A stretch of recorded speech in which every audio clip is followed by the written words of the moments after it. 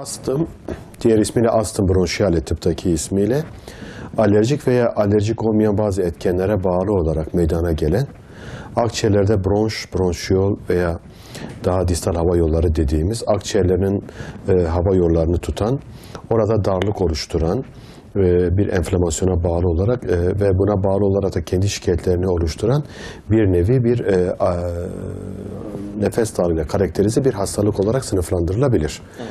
İki formu olduğunu söyledik, alerjik ve non-alerjik olmak üzere. Bazılarında alerji ön plandadır. Kedi alerjisi gibi, polen alerjisi gibi, ev tozu alerjileri gibi. Ama bazı hastalarda da ne yaparsanız yapın cilt testi olabilir, kan testi olabilir. Bunlara rağmen herhangi bir alerji bulamayabilirsiniz. Onun için izleyicilerimiz bende astım var illa alerji olması gerekiyor diye düşünmesinler.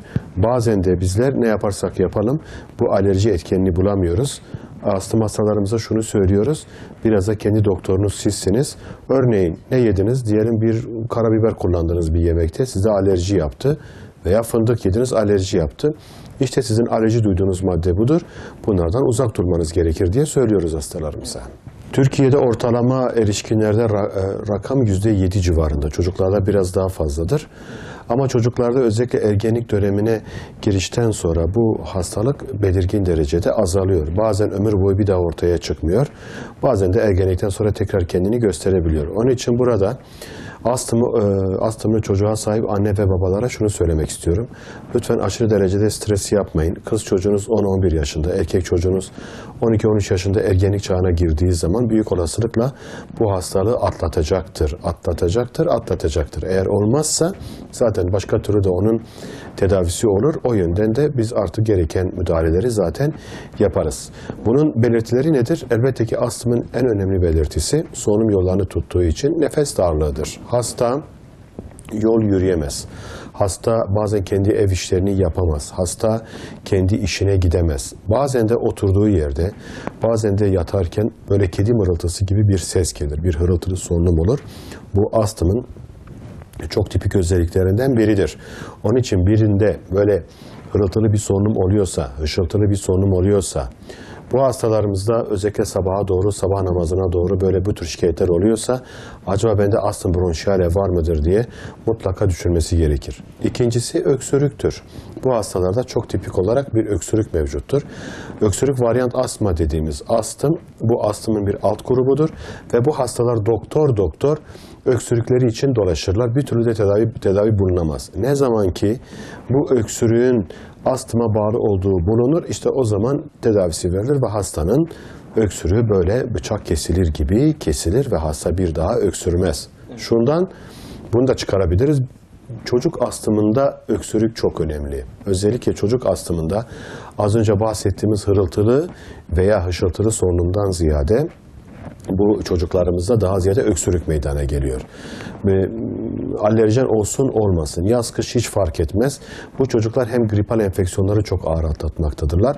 Hem de bu çocuklarda bir türlü antibiyotiğe yanıt vermeyen öksürükler mevcuttur. Onun için anneler, babalar dikkat. Eğer çocuğunuz öksürüyorsa, antibiyotiğe rağmen bir türlü geçmiyorsa, hele sizden birinde astım varsa ki ebeveynlerden birinde de olabilir, ikinci derece akrabalarda da olabilir, sizin çocuğunuza da astım olabilir. Mutlaka bu çocuğu bir çocuk alerjisi veya çocuk göğüs hastalıklarına göstermeniz gerekiyor.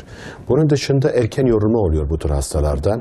Özellikle bir iş yaparken performansları diğer kişiler gibi çok fazla olmadığı için daha erken yorulma meydana gelebilir. Atak döneminde bu olgularda bazen şiddetli bir halsizlik, öksürük, balgam çıkarma, bazen böyle yerinden kalkamama gibi şikayetler olabilir. Ama özellikle bu nefes darlığı, hırıltılı solunum, geçmeyen öksürük durumunda bizim mutlaka dinleyicilerimizin astım açısından bir hekime başvurmalarını ciddi anlamda tavsiye ederim. Bu konuda tıpta inanılmaz güzel bir örnek vardır. Papua Yeni Gine'de bir zamanlar astım prevalansı incelenmiş ve %0 bulunmuş. 10-12 sene sonra gittiklerinde Papua Yeni Gine'de bu astım oranının birdenbire %10'lara çıktığı tespit edilmiş. Yani bu kadarlık bir süreçte astımın bu kadar artmasının sebebini incelediklerinde gelişmiş ülkelerin Papua Yeni Gine'ye battaniye gönderdikleri, bu battaniyeyle beraber ev tozu akarı dediğimiz akarların da Papua Yeni Gine'ye gittiği ve bu ev tozu akarlarının dışkılarına bağlı olarak Papua Yeni Gine'de astımın çok belirgin derecede arttığını söyleyebiliriz. Buradan şunu da söylemek istiyorum. Bazen çocuklara yedirdiğimiz o bir takım renkli şekerler, bir takım böyle markası belli olmayan bazı içecekler, yiyecekler falan maalesef çocuklarımıza ciddi anlamda bu alerji komponentini artırmakta ve bu da çok ciddi anlamda zarar vermektedir. Aslında astım genetiksel bir hadisedir. Yani o kişinin geninde alerjiye karşı bir gen mevcuttur. Ama kişi o genin alerji oluşturacağı bir maddeye maruz kalmadığı müddetçe kendi ömrünü tamamıyla alerjisiz geçirebilir. Ancak nedir? Soya fasulyesine karşı maruziyeti vardır diyelim. 20 yaşında soya fasulyesine maruz kalır. Onun polenine vesairesine maruz kalır. O anda astımı başlayabilir. Yani astım genetik bir komponent zemininde uygun ortamlarda ortaya çıkan bir hastalıktır. Onun için mesela bazı bayanlar, böyle hamarat dediğimiz bazı ev hanımlarımız çamaşır suyu kullandıklarında, hele çamaşır suyuyla tuz ruhunu karıştırdıklarında ortaya çıkan klorit gazından ciddi anlamda etkileniyorlarsa. 2. Ev boyanmasından sonra ciddi anlamda böyle bir nefes darlığı oluyorsa, bende acaba astım var mıdır diye mutlaka şüphelenmeleri gerekiyor. Aynı şekilde ailenin herhangi bir ferdinde, 1. derece veya 2. derece akrabalarda bir astım şikayeti, astım durumu varsa, astım tanısı varsa bu kişilerin de bu şikayetler durumunda bizde de acaba astım var mı diye mutlaka dikkatli olmaları gerekiyor. Dürüstçe söylemek gerekirse, bunu ben tüm konuşmalarımda söylüyorum, astımın %100 tedavisi yoktur. Ama şunu da söylemek istiyorum, astımların %98'i tedaviye çok iyi yanıt verir. Bizim kullandığımız bazı ilaçlar var, steroidler var, bazı beta-2 agonist dediğimiz nefes açıcı ilaçlar var. Bunlarla beraber hasta tamamıyla kontrol altına alınabilir.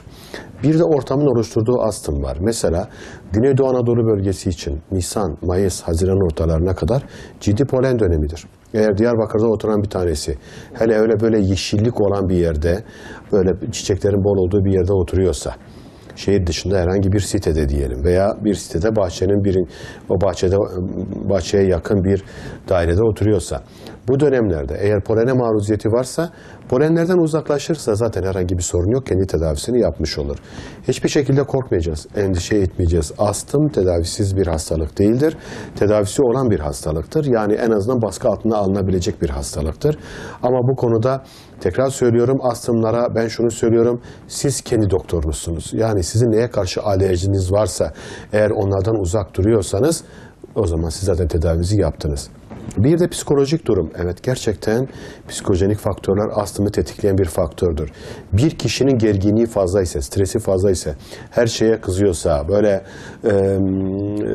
kılı kırk yarıyorsa, o kişilerde astım atağı daha fazla gelişiyor. Sevgili astımlı hastalarım, lütfen sakin olun. Hayatı fazla takmayın. İnanın zaten size astım hastalık olarak yeter. Herhangi bir şekilde böyle kendi emosyonel durumunuz, psikojenik faktörleriniz sizi çok etkiliyorsa, sizin astımınızın düzelme ihtimali de son derece güçtür. Lütfen dikkat ediniz.